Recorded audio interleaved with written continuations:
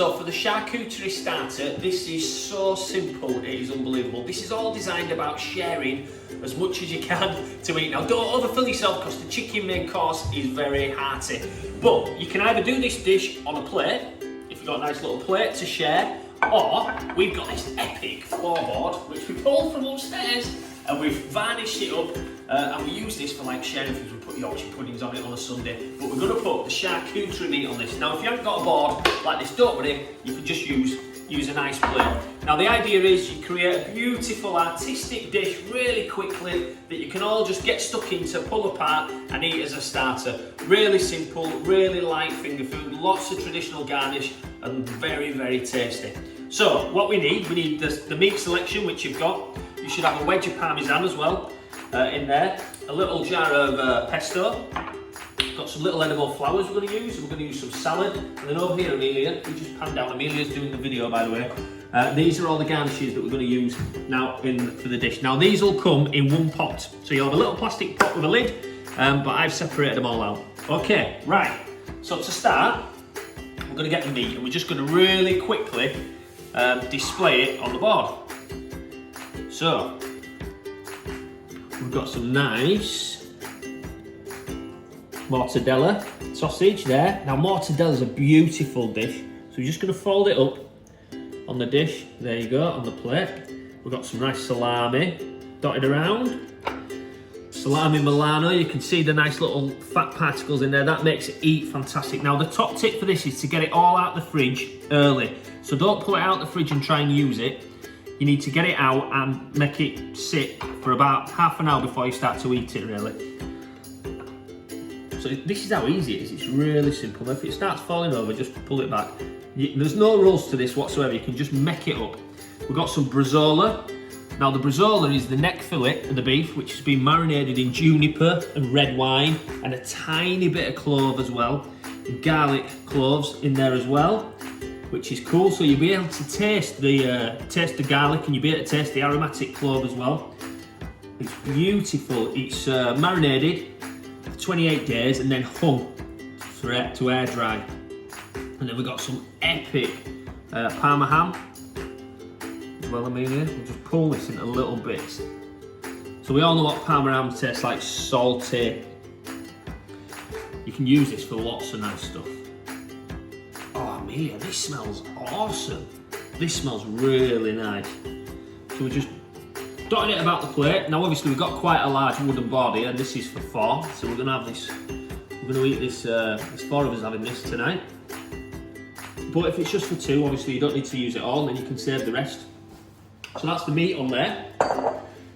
Right, Amelia. Right, so we've got some nice salad leaves. So in this bag of salad, we've got some pea shoots. So pick out the pea shoots. Can you zoom in on there, Amelia? You can see that? We've got baby spinach leaves in there.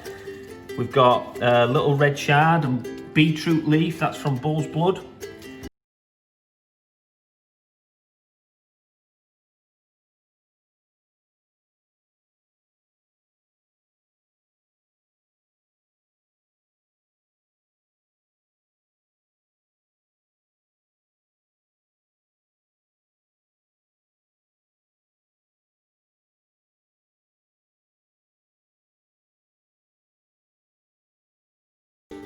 To the dish. Now the one thing that's not in your box is rapeseed oil, so I've just got a little bit of rapeseed oil. If you've got some olive oil at home, just use a bit of that.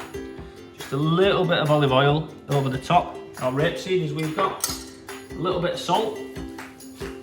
Toss that together.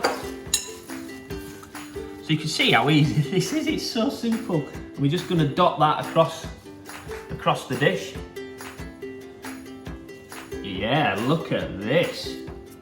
How cool is this? This is really pretty. It's a little viola, baby spinach leaf there. Over all the meat. Okay. Nice. Okay, right. Brilliant. And then over here, Amelia, we've got some capers. So we'll just give a bit, put the capers on, dash the capers across. They'll bring a little bit of saltiness. We've got some little baby cornichons, or we call them gherkins. You can call them gherkins, but these are baby cornichons. These will bring a real bit of spiciness to the dish as well. They're really nice and they're really pretty. And then these little fellas, look at them. These are called pepper dew peppers. Now when you eat them, oh, dropped it. When you eat them, wow, they're like chili. They're like Rockito, little rockets, fiery rockets. Pepper dew peppers on there, get them on. Little teardrops, now you can see that, Amelia, how cute they are. They're like little teardrops. Teardrop peppers. So if you don't like the heat, don't put many on, but we love the heat in this house, so we're gonna put a few on. And then we've got these pickled chilies. I'm gonna put a couple of them on, just be careful of them. Don't put a full one of them in your mouth at once, because they're pretty hot. Look how nice that looks, Amelia. And then we're gonna have some pesto. So just pop the jar of the pesto, so top tip, if you can't get the jar off, just give it a knock, and then it'll just open up really easy.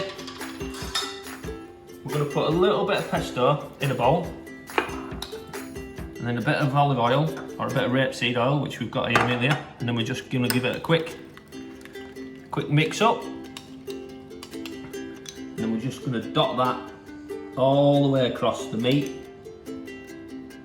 Look at this! How fantastic! Amelia, can you get a really cool zoom up, get down like on an angle, on a really cool angle, so it looks mega. That looks amazing. And then I've got some little bits of grissini.